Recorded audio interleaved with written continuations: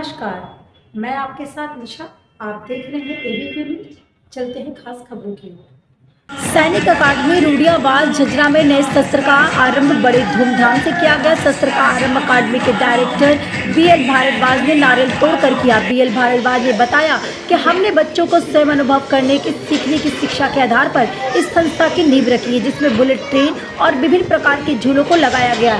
सैनिक अकादमी रूडियावाल हरियाणा राज्य की पहली ऐसी संस्था है जिसमें बुलेट ट्रेन चलाई गई।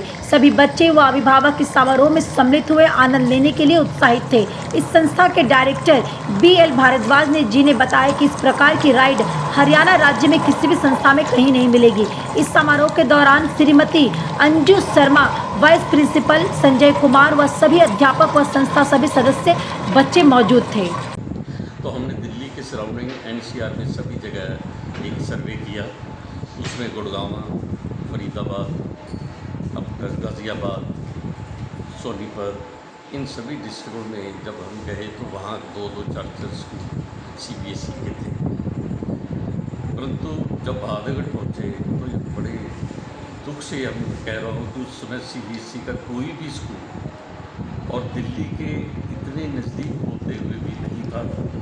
हमारी संस्था ने वहीं खड़े होकर ये डिसाइड किया कि हम बहादुरगढ़ के बच्चों को एक सिर्फ आधा किलोमीटर की दूरी पे इतना पीछे नहीं रहने देंगे। उस संस्था के विचार से और उस संस्था के लड़ने से आज मैं बड़े अभिमान से कह सकता हूँ कि हमारे बच्चे आईएएस, आईआरएस, आईपीएस, आईसीएस आज इतने बने हुए हैं कि जिसकी एक सिंपल सी उदाहरण ये है कि प्राइम मिनिस्टर हाउस में हमारा एक मिसेस श्वेता सिंह, मेरे से पहले श्वेता शर्मा थी वो बच्ची हमारी, वो 3.5 साल की थी जब मेरे पास आई।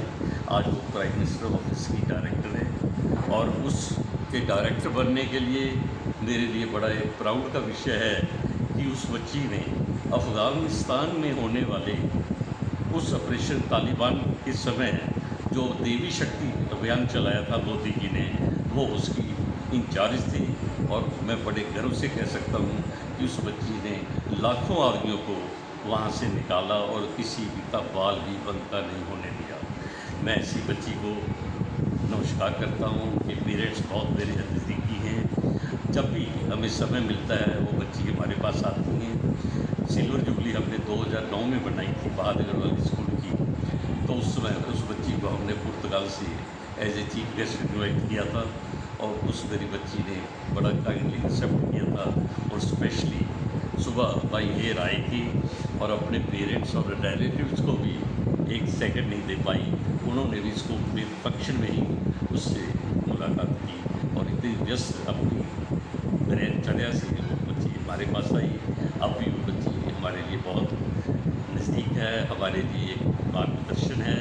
हमारे स्कूल के बच्चों के सामने जब उस बच्ची की फ़ोटो आती है तो बच्चे बड़े खुश होते हैं। दूसरा बच्चा विपिन कुमार, जो पहले रशिया में एम्बेसी इंचार्ज थे, इंडियन एम्बेसी के, और वहाँ सक्सेसफुली 4-5 साल लगातार उन्होंने भारत का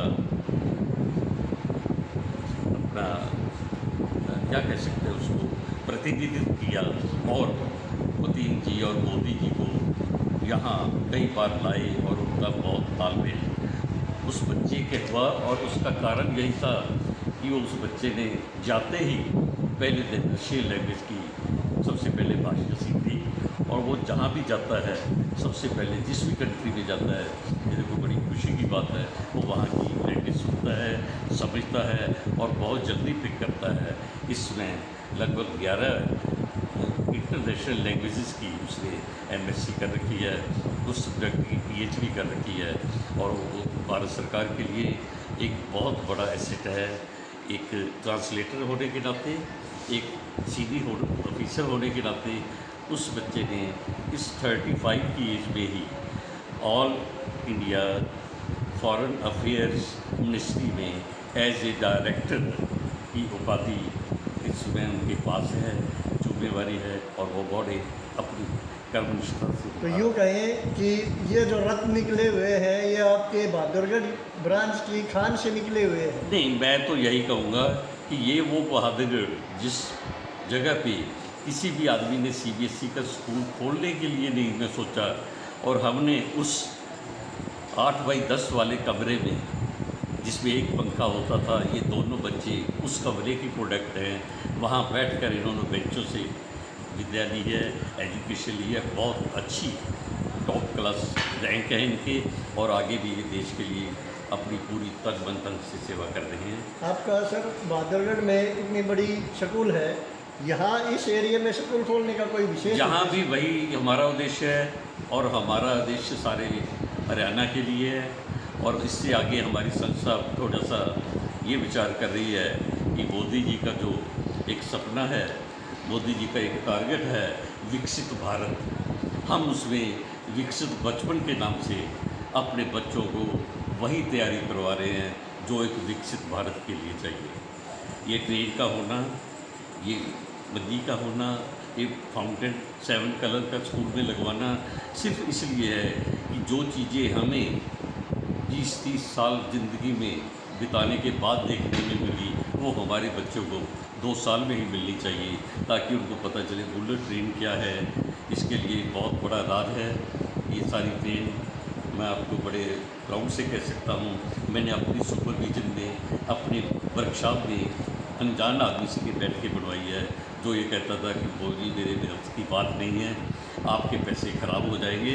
मैंने कहा पैसे ख़राब होंगे तो पैसे मेरे होंगे, यदि ट्रेन बन गई तो तेरा शुक्रिया ही शुक्रिया, तेरी मेहताना हम फिर भी देंगे, हमारी सोसाइटी देगी। इसका मतलब ये है कि आप बच्चों को लर्निंग बाय डूइंग शिक्षा देना। बहुत बहुत हमारे बच्चे ही हमारा जीवन है, क्योंकि देखो जब बच्चे की एक लगन होती है, मैं आपको बड़ी छोटी सी बात कहता हूँ, ये जो विपिन कुमार लड़का है, इंडियन एक्सटर्नल फिल्म मिनिस्ट्री में आज डायरेक्टर है, तो इसकी एक छोटी सी कहानी है कि इस बच्चे की मदर ने रात को 2 बजे उठ के जब देखा कि मेरा बेटा दिन से पढ़ रहा है और इसको 15 घंटे हो गए हैं, धीरे से स्विच ऑफ कर दिया।